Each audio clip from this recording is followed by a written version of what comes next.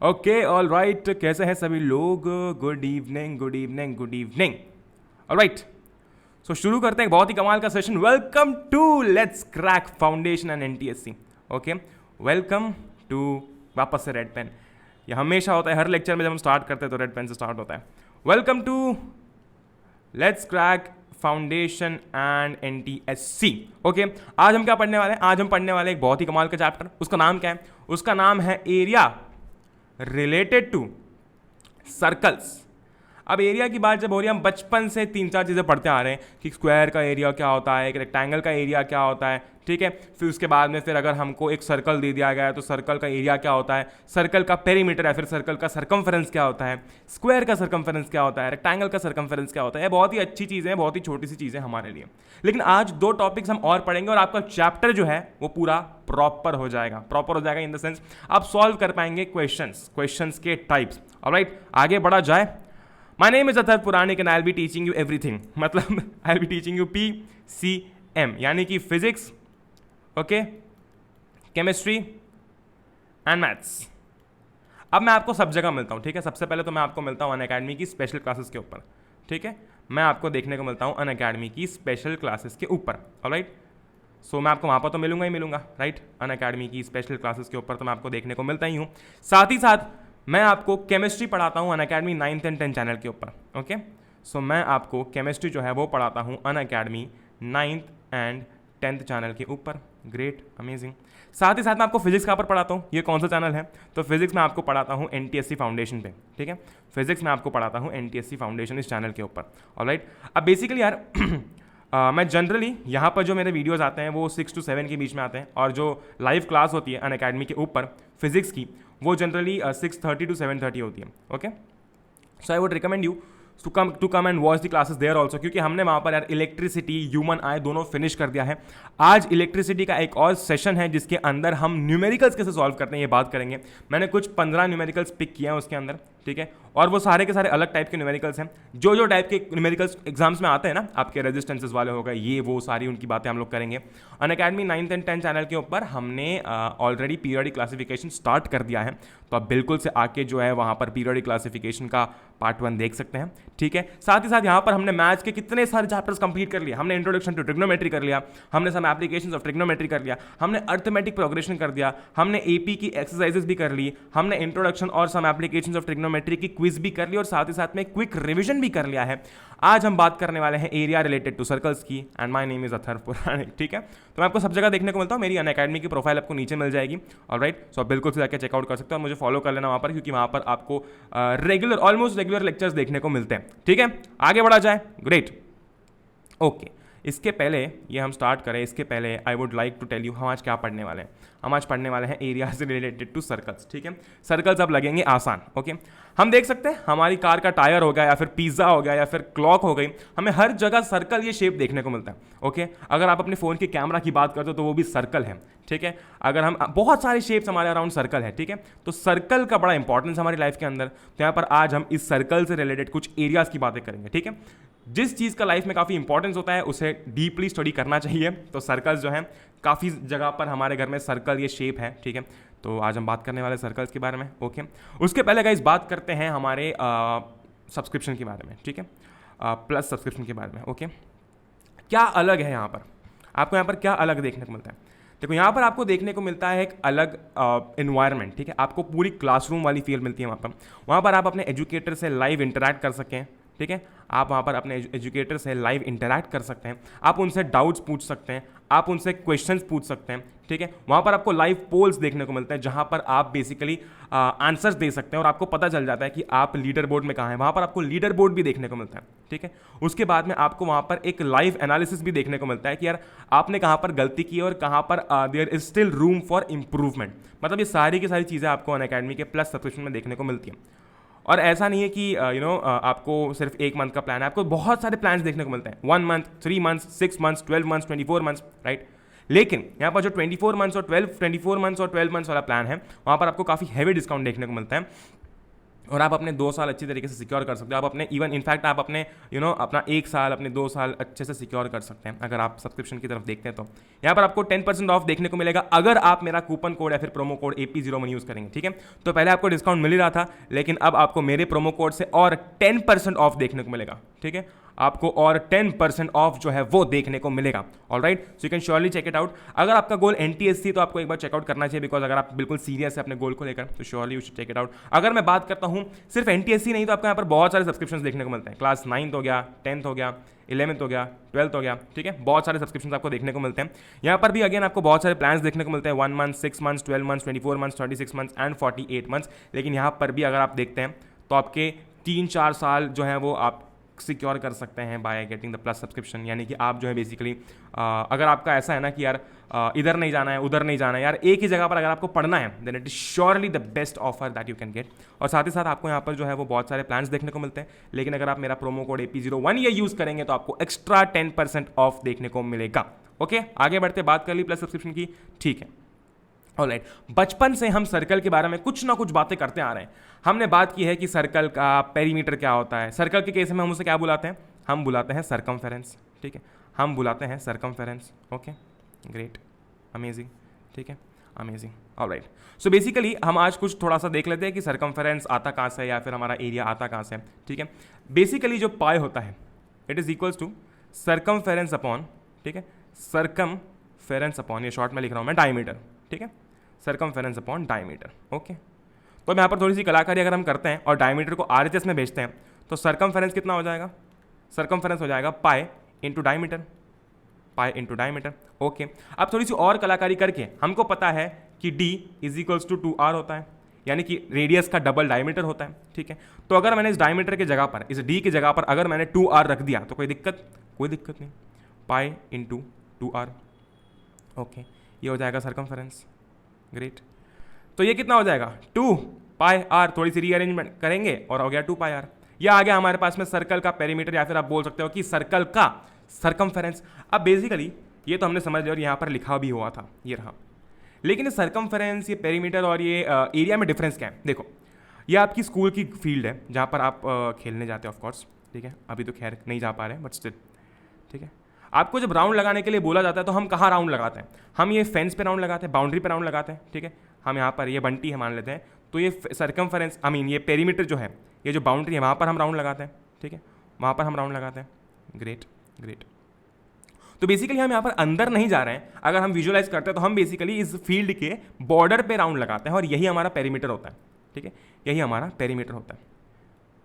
Okay, लेकिन जब घास काटने की बारी आती है, जब बीच में जो पूरी फील्ड है, अगर हमें वहाँ की ग्रास कट करनी है तो हमें पूरी फील्ड की ग्रास कट करनी पड़ती है, ठीक है, राइट।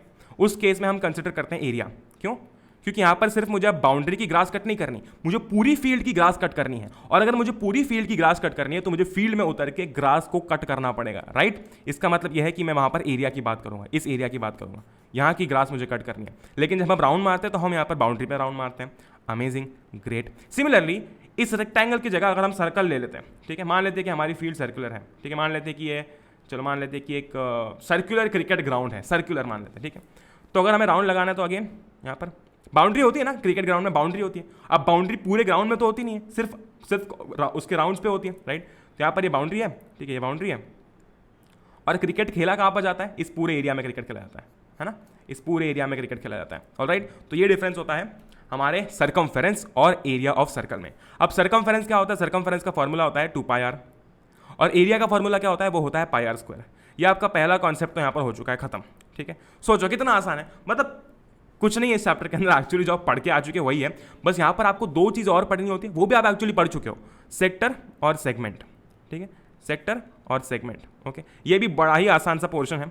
अगर इसका आप कॉन्सेप्ट समझ गए कि कैसे रेडियस के थ्रू आप बना सकते हो, तो वो सब आप अगर समझ गए then it is very easy for you, फिर तो हलवा है। Alright, amazing. बात कर ली हमने, क्या हो जाएगा सर्कमफेरेंस 2 पाई आर, क्या हो जाएगा रेडियस आपका, एरिया आपका पाई आर स्क्वायर। कोई दिक्कत, कोई परेशानी? कोई परेशानी नहीं, आगे बढ़ते हैं। ऑलराइट, एनसीईआरटी का क्वेश्चन करते हैं एक बार। ये थोड़ा सा यहाँ पर एक्चुअली वो अरेंजमेंट थोड़ी सी ऊपर नीचे हो गई है। खैर, the cost of fencing a circular field at the rate of ₹24 पर मीटर इज ₹5280। यानी कि देखो, यानी कि यहाँ पर ये हमारी सर्कुलर फील्ड है मान लेते हैं, ठीक है, ये सर्कुलर फील्ड है। इस सर्कुलर नहीं लग रही बट स्टिल इस सर्कुलर फील्ड को, ठीक है, इस सर्कुलर फील्ड को फेंस करने का जो रेट है वो है ₹24 पर मीटर, ठीक है, वो है ₹24 पर मीटर। और उसकी कॉस्टिंग कितनी आ रही है? उसकी कॉस्टिंग आ रही है 5280। यानी कि आप एक बात समझ सकते हो, यहाँ पर आपको बता दिया गया है कि कॉस्टिंग जो है वो कितनी लगेगी, यानी कि इस पूरे सर्कुलर फील्ड को फेंस कराने की कॉस्ट कितनी लगेगी। अगर हमें ये बता दिया गया, ठीक है, अगर हमें ये बता दिया कि भाई साहब यहाँ पर आपके फेंस को आपके सर्कुलर फील्ड को फेंस करवाने के लिए, फेंसिंग कहाँ पे होती है? फेंसिंग ऑफ कोर्स कॉर्नर में होती है। यहाँ पे फेंसिंग होती है नहीं होती? कॉर्नर में फेंसिंग होती है। कॉर्नर में मतलब पेरीमीटर जो है उसकी बात करेंगे हम, सर्कमफेरेंस की बात करेंगे। आपने देखा होगा ना, अगर हम स्कूल की भी बात करते हैं तो स्कूल की फील्ड के बाउंड्रीज पे आपको फेंसिंग देखने को मिलती है। बीच में तो फेंसिंग होगी नहीं तो खेलेंगे कैसे, राइट? तो फेंसिंग कॉर्नर में होगी, बॉर्डर्स पे होगी। अब जब बॉर्डर की बात आ रही है तो कहीं ना कहीं सर्कमफेरेंस की बात आएगी। Okay, alright. सो बेसिकली यहाँ पर ये जो इतना हमको प्राइस लग रहा है, ठीक है, इतना जो हमको प्राइस लग रहा है, ठीक है, हमको प्राइस बता दिया गया है। अब हमें क्या करना है? हमें सर्कमफेरेंस निकालना है, क्योंकि सर्कमफेरेंस निकालने के बाद में हमें रेडियस मिलेगा, ठीक है। यहाँ पर हमें कहीं भी रेडियस दिख रहा है क्या? नहीं दिख रहा है। और जब हमें रेडियस मिलेगा तब हम ये सेकंड पोर्शन जो है वो सॉल्व कर पाएंगे, ठीक है, तब हम ये सेकंड पोर्शन जो है वो सॉल्व कर पाएंगे, ठीक है। द कॉस्ट ऑफ फेंसिंग, सबसे पहले तो हम लिख लेते हैं कि क्या होता है। ये होता है हमारा सर्कमफेरेंस, ये होता है, ठीक है। अब इसे फेंस करने की कॉस्ट कितनी आ रही है? वो आ रही है ₹5280, ओके, 5280 पर ₹24 पर मीटर के हिसाब से आपको देखने को मिल रही है 5280। All right. अगर मैं 5280 को डिवाइड करता हूँ, ठीक है, डिवाइड करता हूँ आपके 24 से। क्यों डिवाइड करूंगा? क्योंकि 5280 पर मीटर बोला गया है, ₹24 पर मीटर बोला गया है, और आपका टोटल कॉस्टिंग जो आई है वो 5280 आई है। तो अगर हमने 5280 को 24 से डिवाइड कर दिया तो मुझे पता चल जाएगा कि कितने मीटर की फेंस लग रही है, ठीक है, राइट। ओके, तो डिवाइड कर देते हैं। इसका आंसर कितना आएगा? इसका आंसर अगर मैं करता हूँ कैलकुलेट, सब आपके सामने कैलकुलेट करते हैं, चलो, ताकि आपको कोई भी ऐसा डर ना लगे एग्जाम में। 2 to the 4 हो जाएगा, यहाँ पर ये हो जाएगा 2, हो जाएगा 6, अगेन 12 बचेगा, 0 0 हो जाएगा 8। तो बेसिकली ये हो जाएगा 2640। कोई दिक्कत इसमें? ये हो जाएगा 2640, ठीक है, 2640 अपॉन 12। तो अगेन जब हम इसको डिवाइड करेंगे तो ये हो जाएगा 1320। इसमें भी कोई दिक्कत, कोई परेशानी? सही है। नीचे हो जाएगा 6, वापस जब हम इसको डिवाइड कर देंगे 132/6 कितना होता है? ये हो जाएगा 2 0, 12 हो जाएगा 0 1 22, ठीक है। इसका मतलब कितनी लंबी फेंस लगेगी? 22 मीटर लंबी फेंस लगेगी, ठीक है। अब ऐसा तो नहीं है कि फेंस जो है वो सर्कुलर आती है। फेंस को हम सर्कुलर बनाएंगे तो अगर मुझे इस लंबी फेंस को अगर मुझे सर्कल में कन्वर्ट करना हो तो मैं कर सकता हूँ। कुछ नहीं, मैं उसको ऐसा बेंड कर दूंगा तो ये ऐसी हो जाएगी, कुछ ऐसी हो जाएगी, राइट, रहेगी तो इतनी। इसका मतलब ये है कि जो लेंथ है, अगर ये 22 मीटर है, ठीक है, अगर ये 22 मीटर है और इसको अगर मैंने सर्कल के फॉर्म में कन्वर्ट कर दिया तो ये पूरे सर्कल का जो सर्कमफेरेंस है, जो पेरीमीटर है, वो 22 मीटर होगा। ग्रेट, ठीक है, ग्रेट, अमेजिंग। तो अब यहाँ पर मैं यहाँ पर हम क्या कर सकते हैं? ठीक है, सर्कमफेरेंस हो गया तो 2πr हो गया है, ठीक है, 2πr हो गया है 22 के बराबर। कोई दिक्कत इसमें? कोई परेशानी? कोई परेशानी नहीं।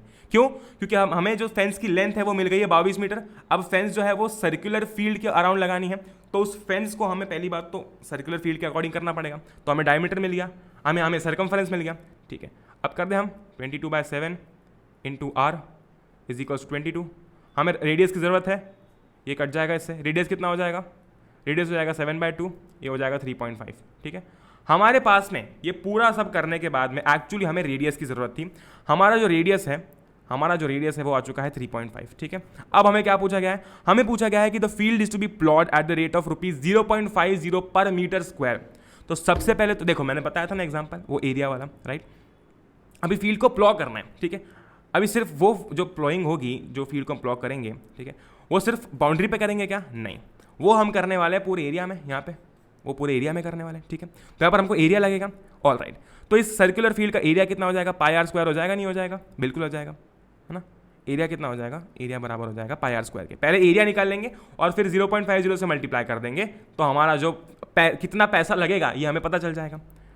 ये हो जाएगा 22/7 इंटू कितना था रेडियस? 3.5, और रेडियस का स्क्वायर है तो वापस से 3.5। ओके, कोई दिक्कत, कोई परेशानी?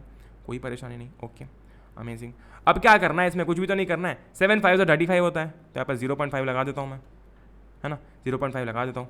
जो भी आंसर आएगा आपका, ठीक है, जो भी आपका आंसर आएगा सॉल्व करने पे, उस आंसर से हम मल्टीप्लाई कर देंगे 0.5 को। क्यों कर देंगे? क्योंकि ये तो हमारे पास में सिर्फ एरिया आएगा।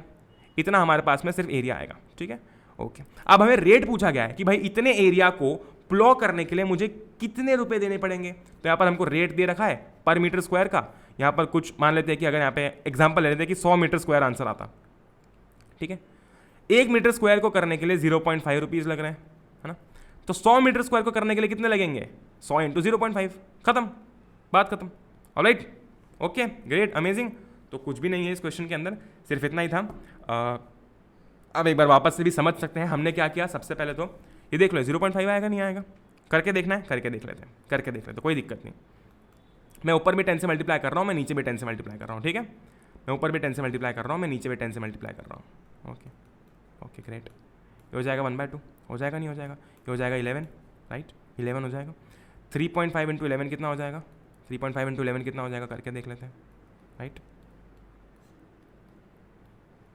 385 हो जाएगा नहीं हो जाएगा, मतलब ये कितना हो जाएगा, ये हो जाएगा 38.5 मीटर स्क्वायर आंसर आएगा, ठीक है। 38.5 मीटर स्क्वायर आंसर आएगा।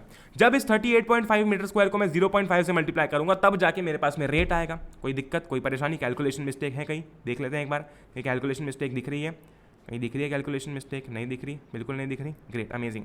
तो इसको जब मैं मल्टीप्लाई करूंगा 0.5 से तब जाके मेरे पास रेट आ जाएगा। कोई दिक्कत, कोई परेशानी नहीं, अमेजिंग, ठीक है, अमेजिंग। अब एक्सरसाइज 12.1 की बात करते हैं। तो ये होने के बाद में आपकी सीधी एक्सरसाइज 12.1 स्टार्ट होती है। Okay, great.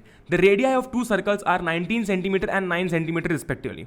Find the radius of the circle which has circumference equal to the sum of the circumferences of the 2 circles. यानी कि सबसे पहले तो हमें 2 सर्कल्स दिए गए हैं। ये पहला सर्कल है, इसका जो रेडियस है वो कितना है, वो है 19 सेंटीमीटर, ठीक है।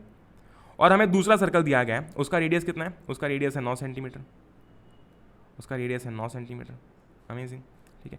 Find the radius of the circle which has the circumference equal to the sum of the circumferences of 2 circles. यानी कि इसका सर्कमफेरेंस प्लस इसका सर्कमफेरेंस अगर हम करेंगे तो सबसे पहले तो इस तीसरे सर्कल का सर्कमफेरेंस आएगा, ठीक है।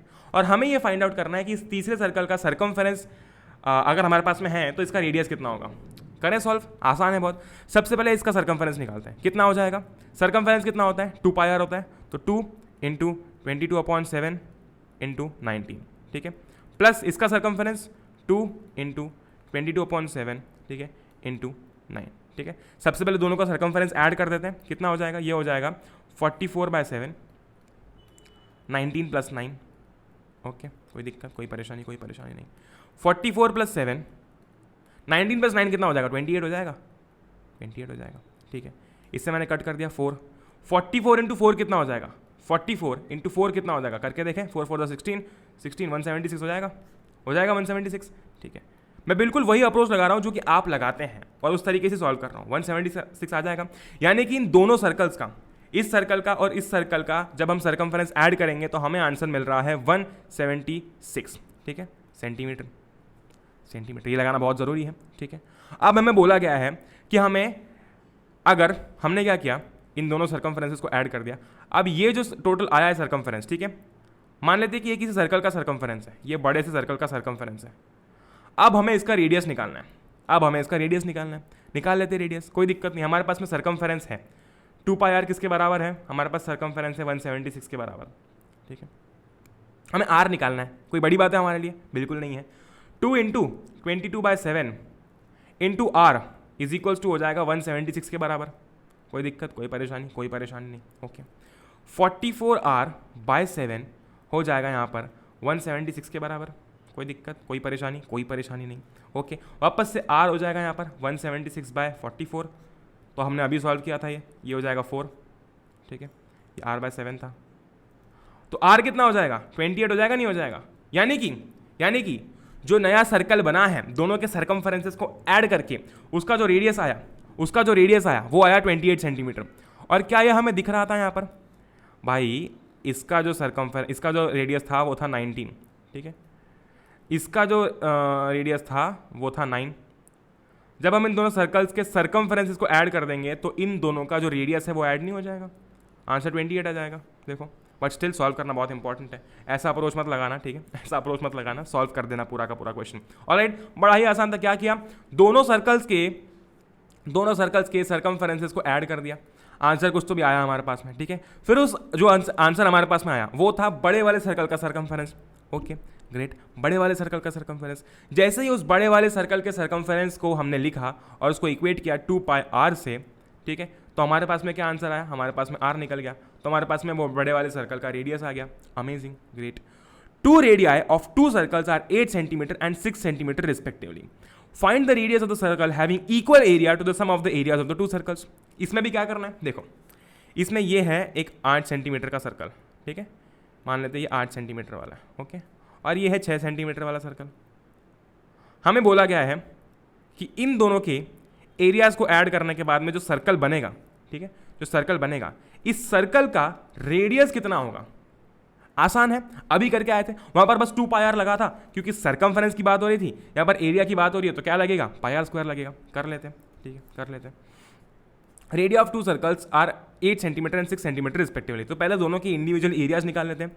पहले सर्कल का एरिया मान लेते हैं कि ये हो जाएगा, पहले सर्कल का एरिया कितना हो जाएगा, ये हो जाएगा πr², यानी कि पाई, या फिर लिख देता हूँ 22/7 इंटू 8 इंटू 8, ठीक है, प्लस, ठीक है, प्लस इस वाले सर्कल का एरिया, तो ये कितना हो जाएगा 22/7 इंटू 6 इंटू 6। कोई दिक्कत, कोई परेशानी, 22/7 को मैं कॉमन ले रहा हूँ, ये हो जाएगा 8 8 64 प्लस ये हो जाएगा 36। कोई दिक्कत, कोई परेशानी, कोई परेशानी नहीं।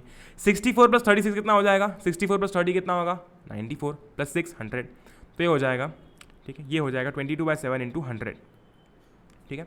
इसको मैं छोड़ रहा हूँ ऐसे 2200/7, ठीक है, 2200/7, ये हो जाएगा एरिया, ये बड़े वाले सर्कल का एरिया हो जाएगा। क्यों, क्योंकि दोनों सर्कल को ऐड करने पे एरिया निकल रहा है, ठीक है, बड़े वाले का एरिया निकल रहा है, एरिया हो जाएगा। अब इससे क्या फाइंड आउट करना है, इससे हमें फाइंड आउट करना है उस सर्कल का रेडियस। तो मान लेते हैं कि उस सर्कल का रेडियस है r, ठीक है, तो πr² इज इक्वल्स टू 2200/7। कोई दिक्कत इसमें, कोई परेशानी, कोई परेशानी नहीं, ओके ऑलराइट। r² यहाँ पर 22/7 है, ये हो जाएगा 2200/7। कोई दिक्कत, कोई परेशानी, 7 से 7 कट जाएगा, ग्रेट, 7 से 7 कट जाएगा, alright. 2200 r² is equals to हो जाएगा 2200/22, अमेजिंग, राइट, कट जाएगा, कितना आंसर आएगा 100 आएगा। तो r² 100 के बराबर अगर हो गया तो r कितने के बराबर हो जाएगा, 10 के बराबर, ओके। यानी कि जो नया सर्कल यहाँ पर बना है, यहाँ पर जो नया सर्कल बना है उस सर्कल का रेडियस कितना आएगा, वो आ जाएगा 10 सेंटीमीटर। तो आंसर कितना आ जाएगा, आंसर आ जाएगा 10 सेंटीमीटर, ओके। अब यहाँ पर एक चीज़ नोटिस करना कि पहले वाले का जो रेडियस था वो था 8, दूसरे वाले का जो रेडियस था वो था 6, ठीक है, ये था 8, ये था 6। 8 और 6 को ऐड करने पे आना चाहिए था 14, है ना, अगर हम वो पहले वाले लॉजिक के अकॉर्डिंग जाते तो 14 आना चाहिए था, लेकिन आंसर कितना आ रहा है, 10 आ रहा है। इसका मतलब हमें सॉल्व करना रहता है, ठीक है, हम डायरेक्टली ऐड नहीं कर देंगे, हम सॉल्व करेंगे, ऑलराइट। तीसरा क्वेश्चन है, ये मैं चाहता हूँ कि आप करें। यहाँ पर मैं एक बार समझा देता हूँ आपको क्या करना है। In figure 12.3 depicts an archery target marked with its 5 scoring regions. होता है ना, 5 स्कोरिंग रीजन्स होते हैं, हम डार्ट फेंकते हैं, ठीक है, okay. The diameter of the region representing gold score is 21 centimetre. ये जो गोल्ड स्कोर है यहाँ पे, ये इसका जो डायमीटर है, इसका जो डायमीटर है वो है 21 सेंटीमीटर। रेडियस नहीं दिया है, डायमीटर दिया है, रेडियस इसका आधा हो जाएगा, ठीक है। And each of the other band is 10.5, यानी कि बेसिकली ये 10.5, 10.5, 10.5, 10.5, ठीक है, ऐसा लिखा हुआ है, पढ़ लेते हैं एक और बार।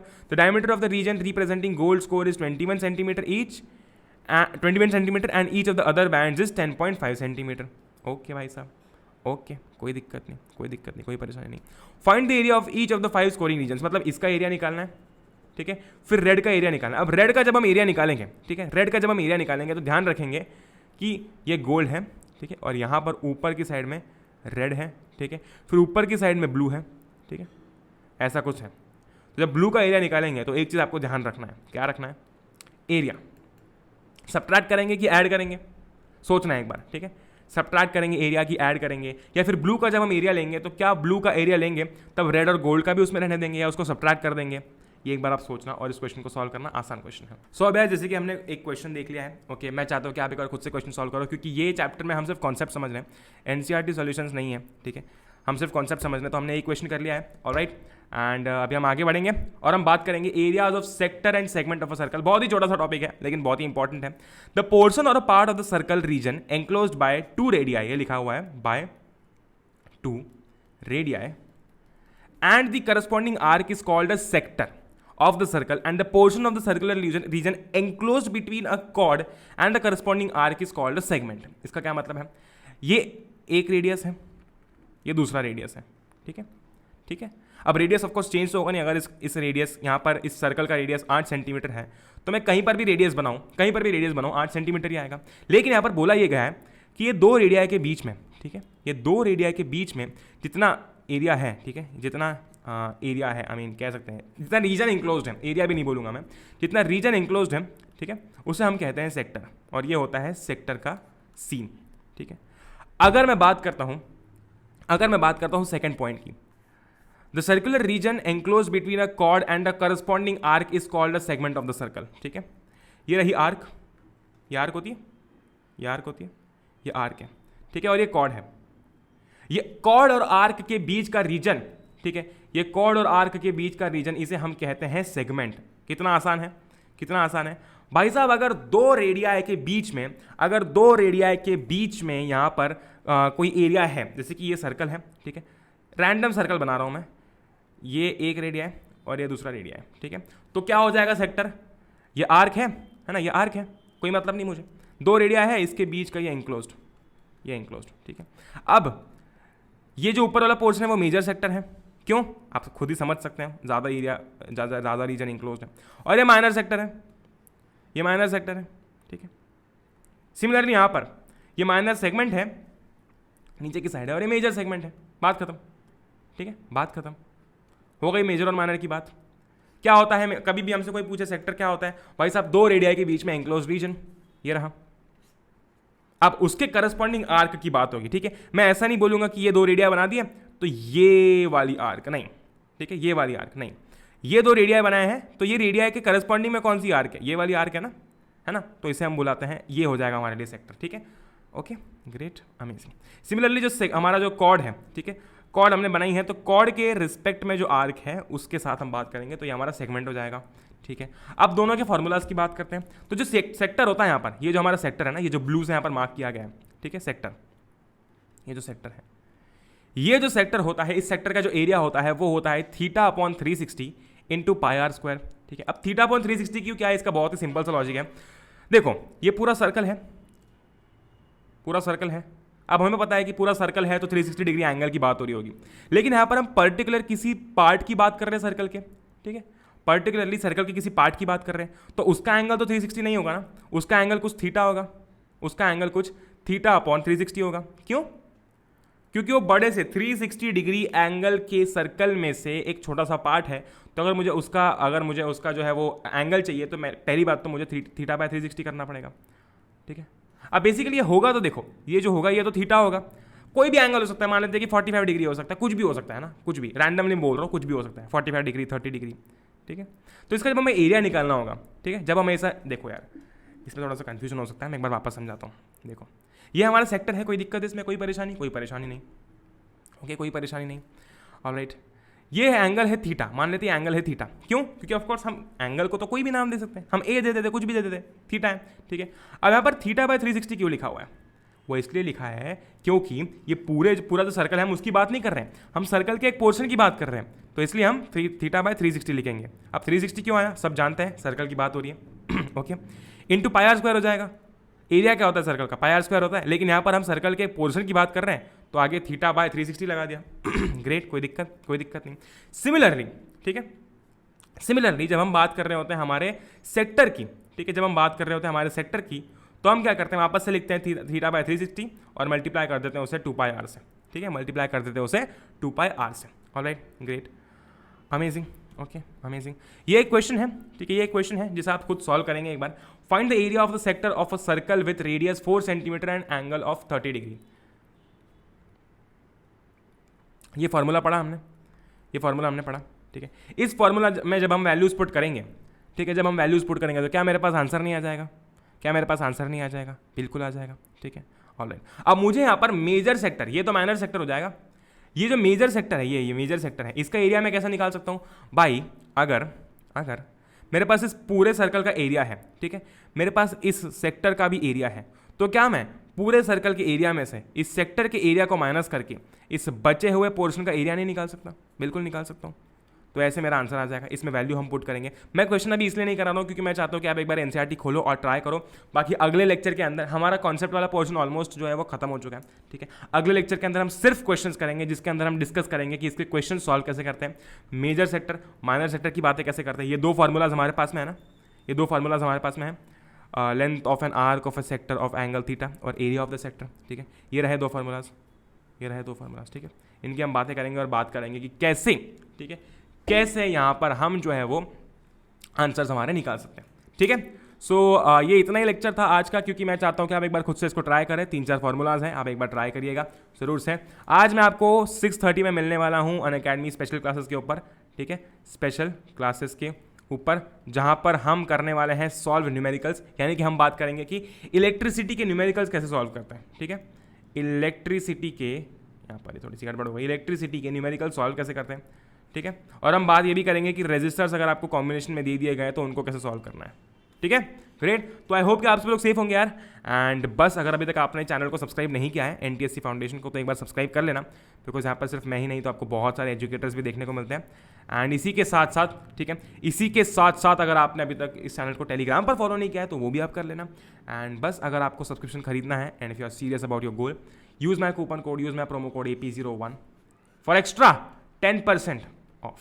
Alright, great, amazing. तो बस यार, आई होप कि आप सब लोग सेफ होंगे। जय हिंद, वंदे मातरम, एंजॉय करो यार। Will meet in the next one, till then good bye.